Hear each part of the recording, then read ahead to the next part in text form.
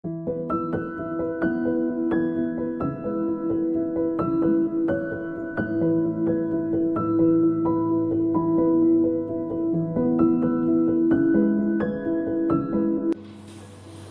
kali ini kita akan ngobrolin obrolan yang agak serius mengenai tentang bagaimana kita bersikap bodo amat. Jadi gue di sini nggak sendiri, gue ngobrol dengan teman gue yang kemarin, yaitu si Andy. Hai, selamat malam. Nah, kenapa gue ngobrol serius harus ada temennya? Karena jujur aja kalau gue ngobrol sendirian itu ngomong sendirian di depan mic gue belum begitu mahir. Jadi sekarang gue butuh teman untuk diajak ngobrol. Oke Pak, sekarang gue akan membahas mengenai bagaimana kita bersikap bodoh amat. Oke. Bersikap bodoh amat. Jadi bersikap bodoh amat itu penting karena kita tidak harus namanya merespon atau menerima semua feedback yang yang diberikan kepada kita. Kita nggak perlu mempedulikan semua yang ada di sekitar kita gitu loh. Kita harus peduli, kita harus peka. Cuma kita nggak perlu sepeka itu gitu loh. Karena kalau kita misalnya terlalu mempedulikan omongan orang atau mempedulikan orang-orang yang mungkin tahu-tahu minta tolong sama kita, justru itu akan bikin kita nggak maju-maju. Jadi di sini gue membagi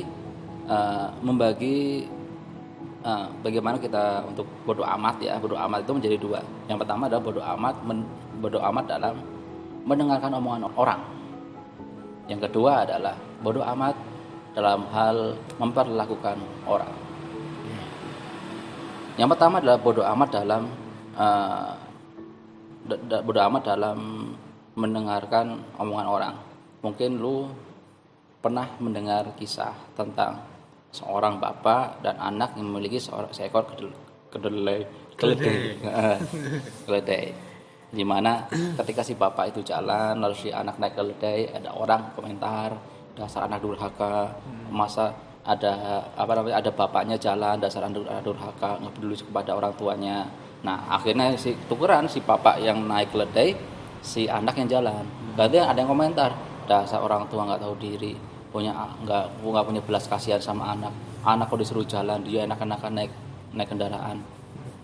Akhirnya setelah mendengar semacam itu, naiklah dua-duanya di atas keledai itu. Ada lagi yang komentar, dasar manusia nggak punya belas kasihan, keledai kecil gitu dinaikin dua orang.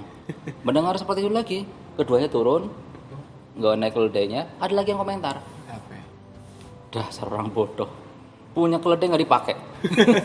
Oh itu keledainya lari ya, ngejar orang ya. Keledainya emosi ya. Kalau gua jadi si bapak, gua akan berpikir gini, loh ini keledai gua yang ngasih makan, gua yang beli, gua yang rawat. Lu tahu apa? Terserah gua mau diapain. Gua yang lebih tahu kondisi keledai gua. Lalu masalah anak gua yang bikin, gua yang ngasih makan, gua yang rawat dia. Jadi gue lebih paham mengenai anak gue.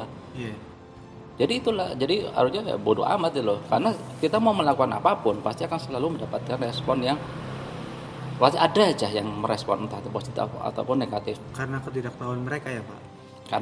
Karena setiap orang itu punya sudut pandang yang beda-beda Pak. Punya ibaratnya itu setiap orang itu misalnya melihat sesuatu itu sudut pandang itu berbeda-beda. Misal gini. Ada orang yang misalnya lu makan nasi aja. Ada orang yang nggak suka. Nasi itu kan bisa bikin gemuk. Nah ada. Badan gua. Kan gua yang beli. Iya gua yang beli badan gua. Lu yang komentar. Gua yang makan. Jadi terlalu mempedulikan omongan orang itu justru malah bikin kita makin mundur.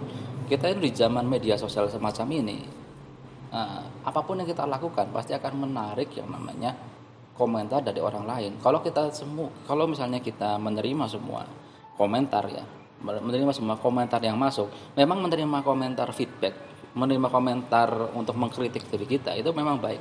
Tapi kalau kita menerima semuanya, kita akan menjadi takut loh, takut melangkah. Misal kita mau melakukan apa-apa, misalnya kita mau akan menjalankan sebuah bisnis, misalnya kita mau bisnis apa ya, bisnis kuliner. Ada yang ngomong, kamu jangan bisnis kuliner, saingnya banyak. Nah, oke, saya bisnis clothing. Ada lagi yang ngomong, jangan bisnis clothing, itu bingung masalah kreativitas, bikin desainnya kan susah. Nah, ada yang bisnis bisnis otomotif, misalnya buka bengkel udah banyak. Nanti kalau misalnya nggak bisa benerin, malah justru kendaraannya makin rusak, gimana? Itulah komentar-komentar semacam itu pasti ada. Gua sendiri ya, gua sebagai orang yang saat ini berbisnis, gua jualan apa aja pasti ada yang komentar negatif. Gua pernah jualan sorban yang di kepala diutek buat nutupin kepala itu, tahu kan yang udeng-udeng itu, sorban udeng. Ada yang komentar begini, ngomongnya pakai songkok nasional itu lebih nasionalis. Nah, ingat budaya kita. Oke, gue jualan songkok hitam. Ada lagi yang komentar, lebih sunah pakai songkok putih. Nah, gue jualan songkok putih. Gue jualan songkok putih. Kan ngikutin omongan orang yang tadi kan. Bahwasannya ya sunah menggunakan songkok putih kan. Gue jualan songkok putih. Komentarnya apa lagi? Jualan ke bawa sunah. Ya. Nah, maunya apa, Pak? Itu orangnya beda-beda, Pak. Orangnya beda-beda. Maka itu kalau kita terlalu fokus kepada omongan orang, ya mereka cuma ngomong gitu loh, cuma komentar. Mereka nggak tahu apa yang kita lakukan. Yeah. Mereka nggak tahu apa yang kita kerjakan. Mereka itu nggak tahu apa-apa tentang kita. Belum tentu mereka juga mau apa yang ente lakuin itu. Mereka mau lakuin apa yang ente lakuin lah. Ya intinya mereka hanya bisa komentar aja lewat sudut pandang mereka. Iya.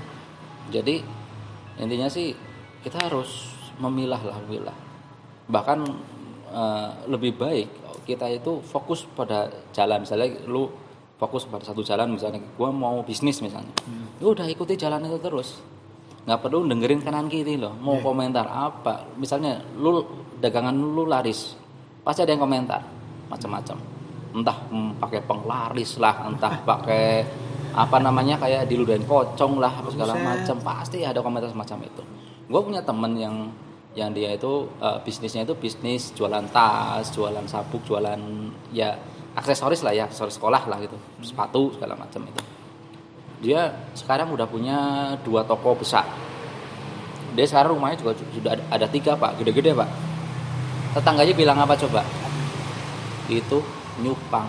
Buset. Padahal gua dan tetangganya dia itu melihat bagaimana perjuangan teman gua ini dari nol. Dari dulu waktu zamannya dia masih ngontrak, masih kontrakannya kecil, akhirnya ngontrak rumahnya agak gede, akhirnya punya rumah sendiri, sekarang gua punya toko ada 2 segala macam. Tetap aja ada yang komentar kan. Ketika dagangan kita sepi misalnya, ada lagi yang komentar. Tuh bisnis gak laku. Nah itu mereka itu pikirannya dibikin dari apa ya Pak, orang gitu ya? Ya kita nggak bisa menyalahkan mereka lah, nggak bisa menyalahkan, karena mungkin kita juga akan seperti itu ketika melihat orang lain. Cuma kan bedanya kalau mungkin bedanya adalah ketika mereka ada orang-orang yang memang ketika melihat sesuatu itu maunya komentar aja gitu loh. Maunya komentar aja. Ada orang yang cukup komentar hanya sekedar, misalnya lu lihat postingan nih, postingan. Paling komentar cuma di mulut aja. Paling cuma sekedar ngomong, wah lihat barang, bagus nih, cuma di mulut aja. Nggak perlu komentar di media sosial semacam itu. Ya ini bagaimana kita itu harus berani yang namanya bersikap bodoh amat terhadap omongan orang.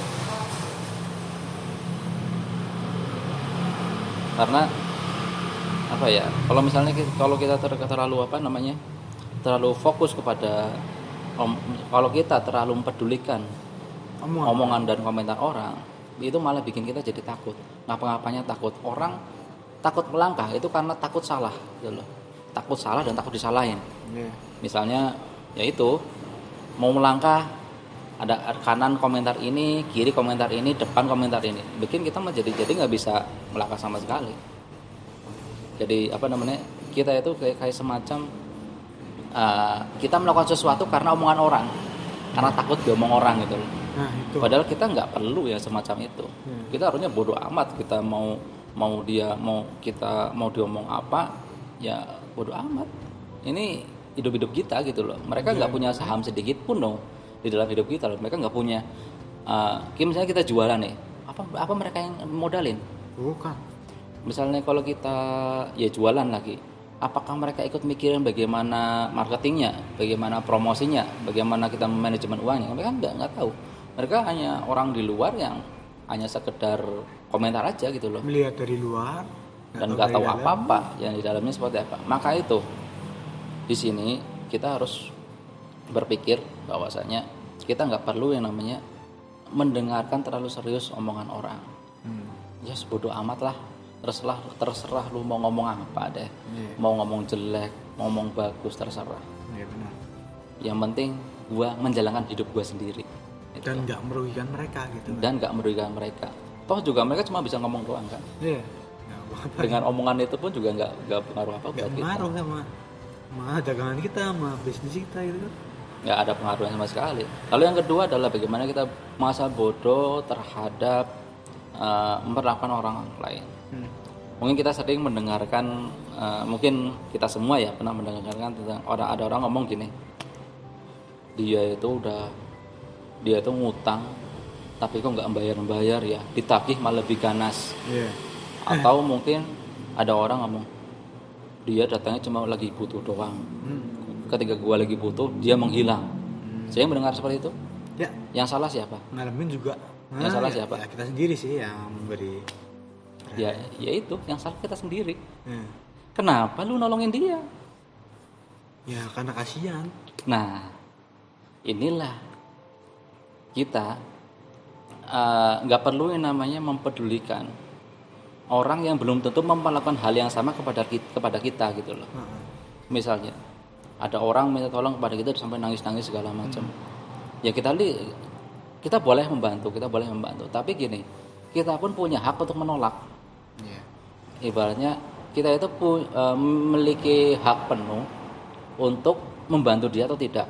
Kalau nggak membantu kan nggak ada masalah. Nggak dosa ya Pak?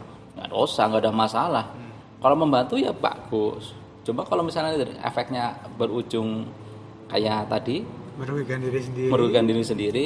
Ingat kita itu punya hak untuk bahagia Pak. Oh iya. Kita punya hak untuk menikmati hasil jerih payah kita. Jangan sampai kebahagiaan kita itu direbut oleh orang-orang yang kadang-kadang datang mengaku teman. Tapi di saat yang sama mereka nggak mau diajak gantian gitu loh. Nah itu Pak.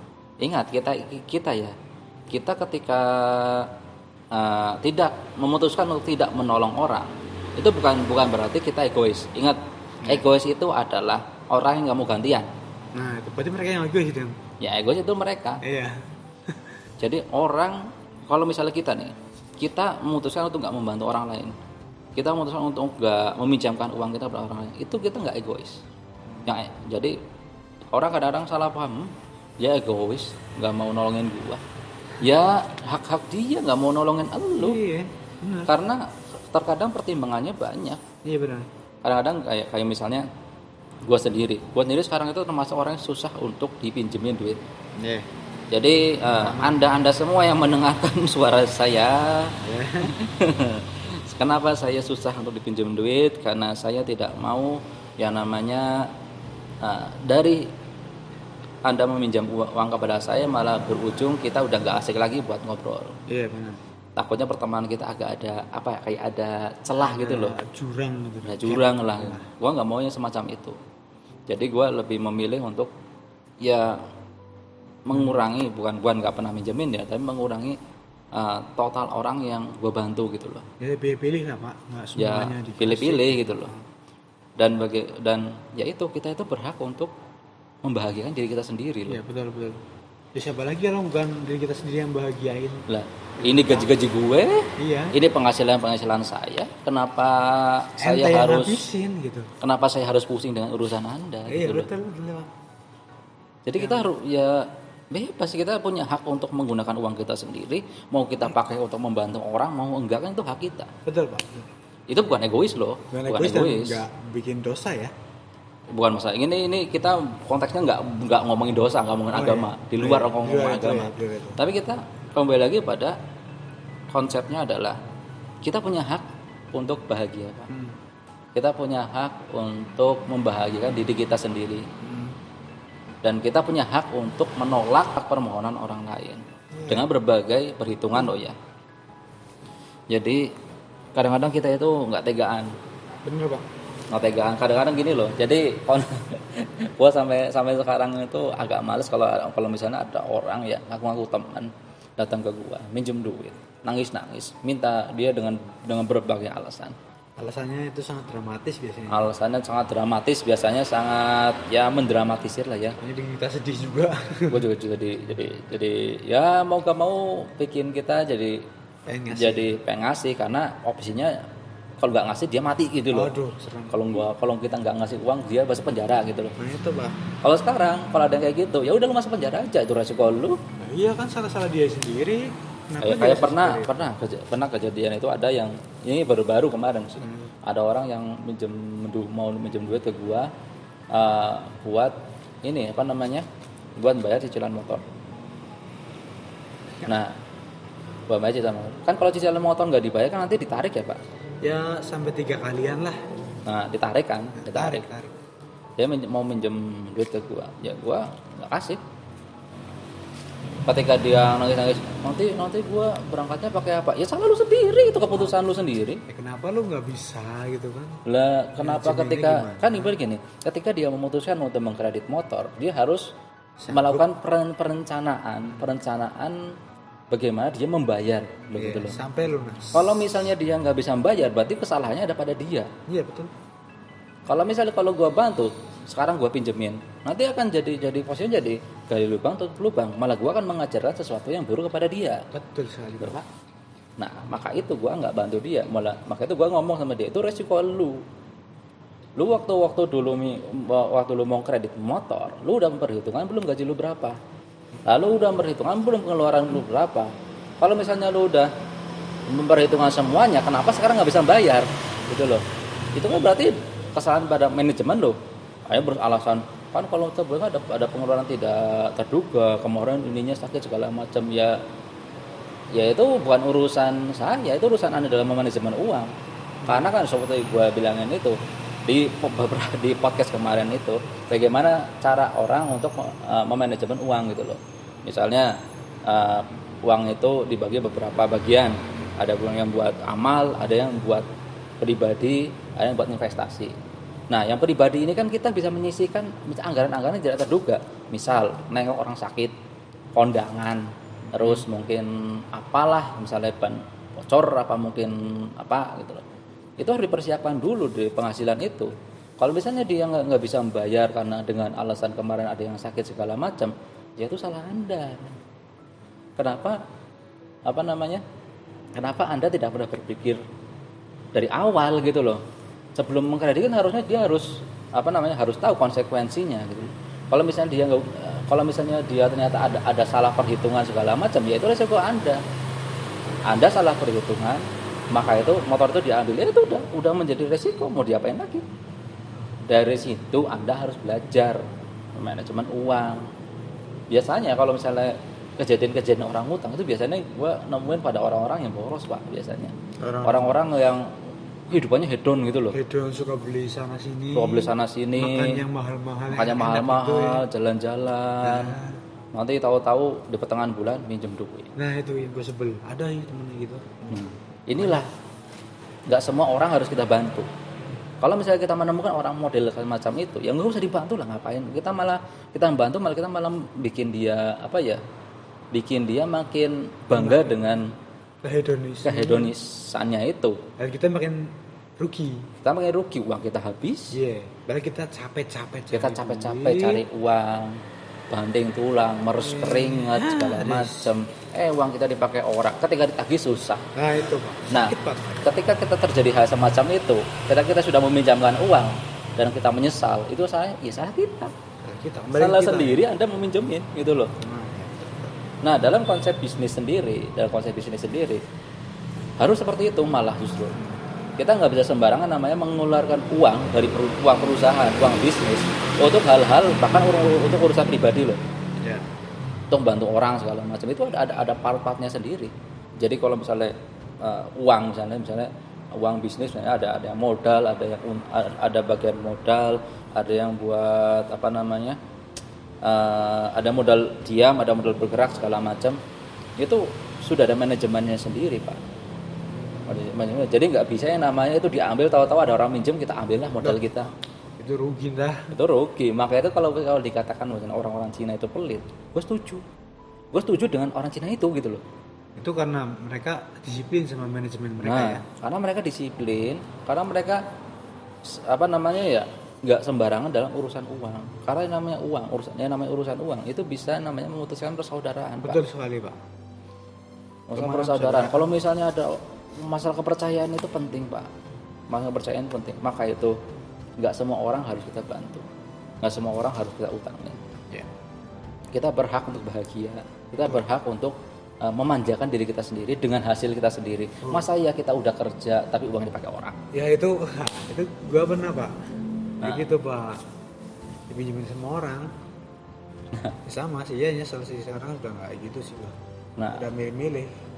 Misal kalau ada orang minjem sama gua, katakanlah 300, gua tawar 100. Udah mau nggak mau terserah Anda dong. Ini gua punya segini, gua maunya segini.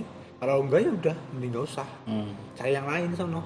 Kalau enggak gua saranin lu mending minjem sama orang yang banyak. Misal lu butuh 300.000, lu pinjem sama 3 orang atau 6 orang, 50 gitu kan. Gak terlalu berat buat mereka gitu, buat ngasih mereka kalau.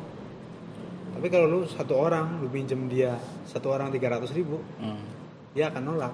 Lebih banyak nolaknya sih, lebih keberatan gitu. Nah itu. Kalau nggak mau ya udah, usah. Kita harus bisa namanya ya bodo amat sama urusan yang semacam itu ya. Kasarnya kita harus sadar sedikit lah, jangan sedikit. Kita berhak untuk bahagia, kita berhak untuk menikmati jerih payah kita tanpa harus mempedulikan orang lain yang belum tentu dia akan gantian. Iya betul. Karena makanya itu ketika gue mendengarkan ada orang ngomong, ada orang dia itu datangnya cuma ketika butuh doang, ketika gue butuh dia menghilang. Ya salah Anda sendiri, kenapa Anda membantu dia? Iya. Ingat yang namanya dalam memperlakukan orang itu gue membagi lagi yang masalah uang, masalah waktu ya. Kita juga nggak perlu namanya buang-buang waktu untuk membuang-buang waktu dan tenaga kita untuk sesuatu yang nggak penting itu loh. Ada orang minta ditolong, ya itu ketika misalnya apa namanya dia bisa diajak gantian apa enggak, kan ada orang cuma datang ketika butuh doang, lalu ketika buat gantian nggak mau. Ya itu yang egois itu. Egois seperti itu. Ketika kita nggak mau membantu dia bukan berarti kita egois. Terserah orang mau bilang kita pelit, mau bilang kita orang yang masa bodoh, emang kita masa bodoh. Ini ada ilmu masa bodoh. Benar. Jadi kita tanamkan di pikiran kita bahwasanya yang pertama, nggak semua omongan orang harus kita dengarkan. Anggap saja misalnya omongan orang itu, ya kita boleh menerima kritik kepada kita, tapi jangan semuanya kita terima, karena menerima seluruh kritik itu akan menjadikan kita takut untuk melangkah. Mau gini takut gini, mau takut gini, mau gini, mau maju, pasti ada aja yang ngomong main takut gini, main takut gitu, main takut gini, takut gitu. Ya mereka yang bicara semacam itu ya mereka ya akan seperti itu. Bagaimana kalau Anda mau melangkah lebih jauh dan memang itu kritikan mereka itu memang resiko yang harus kita hadapi, ya udah jalani aja. Yang namanya kita mau melangkah, kita mau maju, pasti ada resiko yang kita hadapi lah. Betul Pak. Nggak semua ocehan orang itu harus kita terima, dan nggak semua orang yang minta tolong pada kita harus kita bantu. Betul. Karena kita berhak untuk menikmati waktu kita. Kita berhak untuk menikmati uang kita. Kita berhak untuk menikmati jerih payah kita. Masa iya sih orang yang minjemin makan KFC, kita makan nasi sama kecap. Ya. Kan kan nggak pantas juga kayak gitu loh. Nyesek. Nah, maka itu kita harus untuk melakukan sebuah lompatan yang besar. Kayak kita melihat dari perusahaan-perusahaan orang-orang sekarang, perusahaan yang besar misalnya kayak Tokopedia, Facebook, Google. Mereka awal-awal kan kayak gitu. Dari hal yang kecil dulu. Kalau mereka mendengarkan ocehan-ocehan orang di kanan kiri, mereka nggak akan maju sampai sekarang. Sebesar sekarang ya. Nggak bakal sebesar sekarang. Pasti ada yang namanya orang nggak suka, pasti ada. Orang yang baik 100% ya kita lihat ya kayak Nabi kita Nabi Muhammad sendiri pun yang segitu akhlaknya bagus pun juga masih ada yang nggak suka kan. Apalagi kita manusia biasa, pasti ada aja yang nggak suka. Kita mau melakukan kebaikan juga nggak suka. Misal kita punya uang 100.000, kita masukin kotak, ada aja yang komentar ria, besar ria lu. Lah siapa yang tahu Pak? Lah masalah ria kan di dalam hati, masalah sombong kan di dalam hati. Siapa tahu di dalam 100.000 itu kelihatannya 100.000 masukin, ternyata tengah malam masuk ke masjid masih 1 juta, kan nggak tahu. Nah kita nggak tahu. Ya makanya itu hal yang baik aja bisa dikritik nggak enak kayak gitu, karena orang itu hanya melihat melalui sudut pandangnya sendiri saja. Dan kalau kita terlalu pedulikan omongan orang ya kita nggak akan pernah maju. Kita akan selalu takut. Maka itu sebetulnya budaya bermedia sosial itu nggak begitu baik Pak. Karena dengan kita bermedia sosial itu kita akan melihat orang yang terlihat bahagia. Iya benar. Terlihat bahagia gitu. Padahal belum tentu kehidupan nyatanya benar bahagia apa enggak. Misal ada orang yang selalu traveling kemana-mana, foto makanan, apakah dia benar-benar bahagia? Belum tentu. Gue paling aneh ya sama orang yang foto makanan itu. Maksudnya apa gitu loh? Gue males, apalagi orang yang lagi makan di foto atau di video gitu. Gue sebel, asli Pak, gue sebel. Gue nggak demen lihat orang makan di video. Nggak demen. Nah, maksudnya apa gitu? Anda ngomong seperti itu pun juga adalah feedback dari orang melakukan sesuatu kan? Iya. Komentar gitu loh. Iya. Nah, maka itu sudut pandang orang memang berbeda-beda. Beda-beda. Iya. Jadi gini, ya seperti ini. Apapun yang kita lakukan selalu akan dapatkan feedback ya. Seperti Anda barusan. Ini barusan ya. Saya contohkan. Nah, contohkan langsung. Anda nggak suka orang yang foto makanan di media sosial. Itu adalah feedback. Iya. Nah, perkara si orang itu Anda ada komentar kayak gitu. Kan gini loh. Anda kan ngomong di sini, Anda nggak komentar langsung kan? Iya. Nah, ada tipikal orang yang langsung yang pokoknya harus komentar gitu loh. Mungkin di pikirannya itu isinya itu mungkin macam-macam loh. Tapi karena dia nggak bisa menuangkan dengan baik tulisan, mungkin gue mau nulis apa ya, akhirnya ngomong goblok. Singkat banget ya. Tapi gitu loh. Kalau lo mungkin nggak tipikal orang mungkin berbeda ya. Ada orang tipikal ya cuma ngomong ngapain sih, cuma diem lisan doang. Aja. Ada orang yang langsung komentar langsung Pak di gambar itu ngapain sih gitu loh. Orang berbeda-beda dalam merespon sesuatu. Dari sisinya dia sendiri bodo amat sih. Bodo amat. Nah, gue juga bodo amat. Mereka mau dengerin apa enggak juga bodo amat. Gue nggak suka aja udah. Nah itulah beda-beda. Nah kembali lagi dari konsep tadi, hidup di media sosial ini kita nggak perlu terlalu pusing dengan media sosial. Melihat orang yang selalu traveling belum tentu dia bahagia Pak. Belum tentu dia kayak gitu. Kita nggak tahu rekeningnya kayak apa, kita nggak tahu jumlah total utangnya kayak apa, berapa kreditannya. Nah, belum tentu kayak gitu bahagia. Kita kan mikir kebanyakan orang berpikir bahwasanya kalau misalnya orang itu jalan-jalan pasti bahagia. Banyak duit segala macam. Akhirnya kita membandingkan diri kita dengan diri mereka. Akhirnya kita berusaha untuk mengejar dia. Jadi nggak bersyukur ya Pak ya? Jadi kita nggak bersyukur dengan apa yang kita miliki. Jadi kita malah jadi nggak bisa fokus loh dengan apa tujuan kita. Misal kita tujuan kita kepengen memberangkatkan haji orang tua kita. Misal seperti itu. Tapi karena kita melihat ada orang traveling, kita jadi pengen traveling juga. Akhirnya kita buang-buang duit untuk traveling juga. Kita melihat ada orang yang punya HP baru, dia pamerin di media sosial, akhirnya kita pengen punya HP baru juga. Ada orang ya post foto cewek, misalnya cewek berhijab cantik misalnya, akhirnya kita pengen menikahi dia. Akhirnya tujuan kita untuk menaikkan haji orang itu akhirnya tersendat di situ. Iya. Fokus kita pecah. Maka itu bodoh amat juga termasuk yang penting dalam kita melihat sesuatu. Kita harus berasal juga ya bodoh amat juga sih. Kita harus fokus, intinya fokus dan bodoh amat dengan kanan kiri. Ibaratnya kita pakai kacamata jaran, kacamata kuda. Cuma ke depan doang. Lihatlah hanya ke depan lo. Target kita, tujuan kita. Gak usah lihat kanan kiri. Bodoh amat misalnya ada orang yang misalnya update sesuatu segala macam, kita nggak tahu sejatinya mereka seperti apa. Dan kalau kita nggak pernah update pun juga mereka juga nggak pernah tahu kita sebenarnya ngapain di belakang layar kita kan. Belum tentu juga kita ketika kita nggak pernah update, kita nggak bahagia kan, belum tentu juga. Betul Pak. Nah maka itu kita harus kembali lagi ke awal, kita bersikap bodoh amat. Dan menurut gua pribadi, yang namanya budaya bermedia sosial ini malah justru malah bikin kita nggak fokus. Maka itu mungkin nanti gua akan bikin satu podcast lagi yang mengenai hal-hal yang menghambat kesuksesan seseorang. Salah satunya adalah terlalu banyak bermedia sosial. Kalau Anda setiap hari membuka FB atau Instagram lebih dari 2 jam, Anda ada kelainan. Tapi misalnya gini, kita boleh bermedia sosial boleh, tapi untuk tujuan yang penting gitu loh. Misal berbisnis, jualan, atau mungkin untuk membuat sesuatu postingan yang bermanfaat gitu loh. Postingan sesuatu yang bermanfaat, nge-share sesuatu ilmu, sesuatu yang bermanfaat gitu. Kalau misalnya bermedia sosial hanya kayak ngeliatin teman kita yang udah sukses segala macam, ya itu justru akan bikin kita makin minder dengan sosial. Kalau cuma lihat-lihat yang buat lucu-lucuan menghibur gitu Pak, ya semua serah sih, kembali ke masing-masing.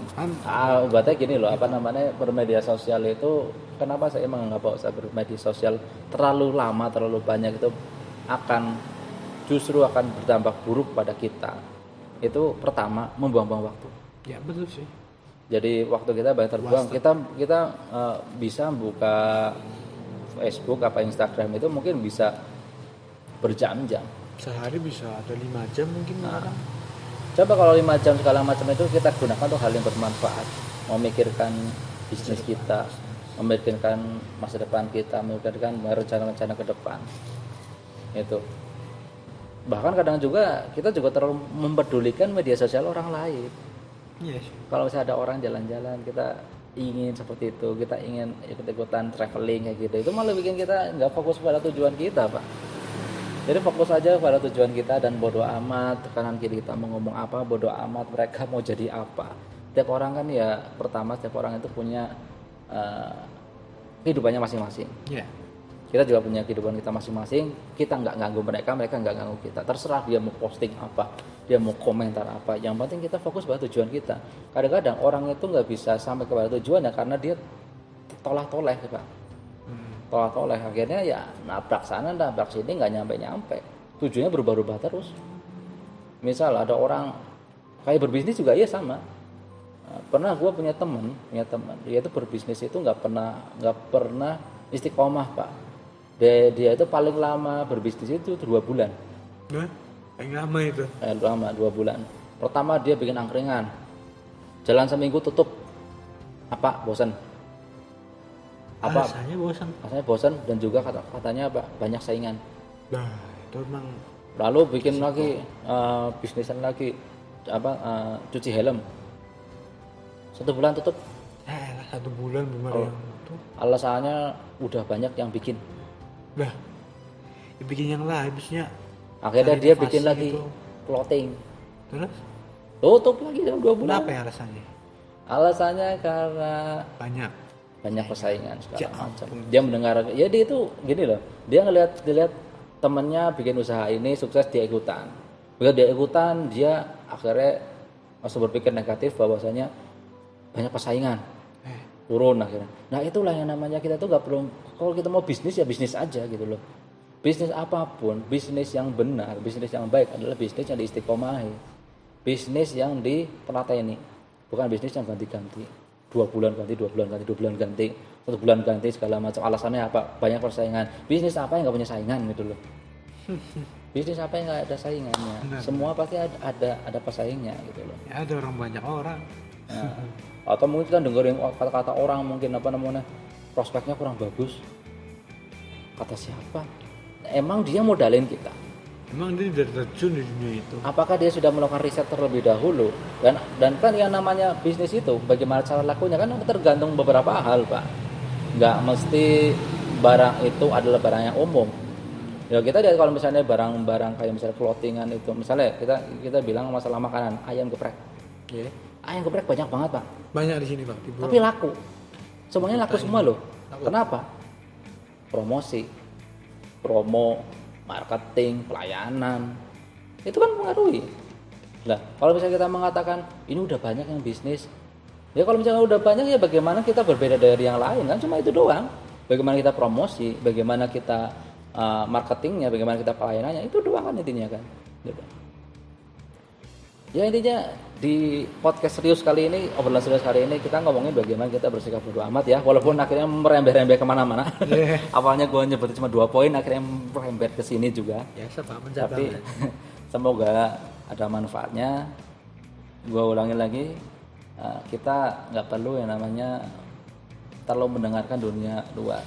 Fokus tujuan kita. Kita punya tujuan apa? Fokus itu aja. Nggak usah lihat kanan kiri. Nggak usah lihat kanan kiri, nggak usah lihat orang lain, nggak usah dengerin komentar yang nggak penting, nggak usah kita mempedulikan orang yang belum tentu akan mempedulikan kita, gitu aja. Oke, itu aja dari gua. Nanti kita balik lagi di konten berikutnya. Bye.